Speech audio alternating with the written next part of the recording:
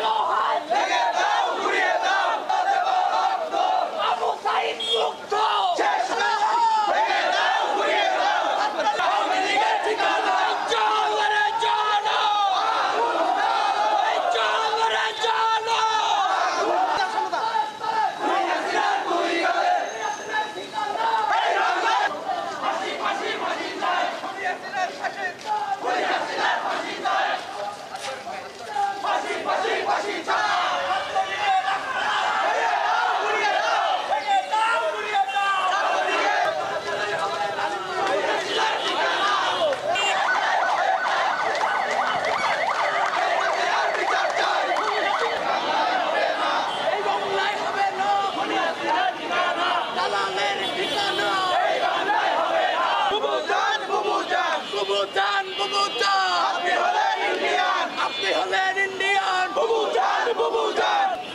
সামাজিক যোগাযোগ মাধ্যমে ছড়িয়ে পড়েছে অতীত আওয়ামী সরকার এর প্রধান শেখ হাসিনা সহ তার বিভিন্ন মন্ত্রী এমপি যারা ছিলেন তারা দেশ থেকে পালিয়ে গেলেও তার যে প্রশাসনিক দোষর তারা এখনো বাংলাদেশে বহাল তবিয়তের চেয়ারে বসে রয়েছেন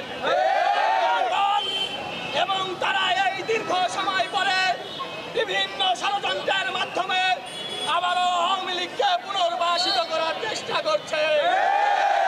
আমরা যারা 24 হাজার ভাই বোনের রক্তের মাধ্যমে এই নতুন বাংলাদেশ পেয়েছি, এই নতুন স্বাধীনতা পেয়েছি, আমরা কোনোভাবেই এই গণহত্যাকারী খুনি ফ্যাসিস্ট আওয়ামী লীগকে বাংলাদেশে পুনর্বাসন করতে দেব না। জুলাই আগস্টে যে আমাদের বিপ্লব ছিল আওয়ামী ফ্যাসিস্টদের বিরুদ্ধে, তারা ক্ষমতা থেকে পতন হইলেও তাদের এখনো যে ক্ষমতার লোভ, ক্ষমতার মোহ, তার সাথে বাংলার যে জমিনে তাদের যে এখনো এই শাসন করার যে একটা ইচ্ছা, এটা তাদের মনে যায় নাই।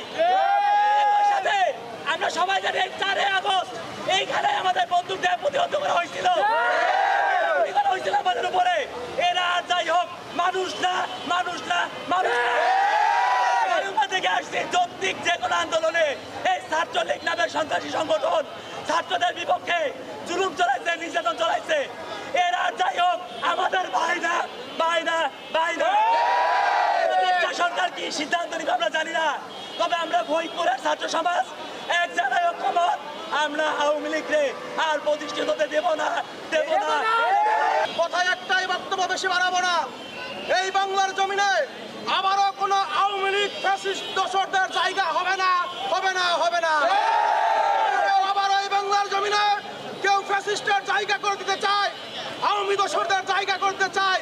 বাংলার ছাত্র সমাজ জুলাই যেমন কঠোর হাতে দমন করেছিল, দরকার হলে আবারও জুলাইকে নিয়ে এসে আমরা তাদেরকে এই বাংলার জমিনে পুনরায় প্রতিষ্ঠিত জুলাই সংগঠিত করতে হয়। আমরা ছাত্র সমাজ, আমরা যুব সমাজ, আমরা সাধারণ জনতা প্রস্তুত রয়েছি। শেখ হাসিনার কোন এজেন্ডা বাস্তবায়ন, ফ্যাসিস্টের কোন এজেন্ডা বাস্তবায়ন আমরা বাংলার জমিনে করতে দেব না।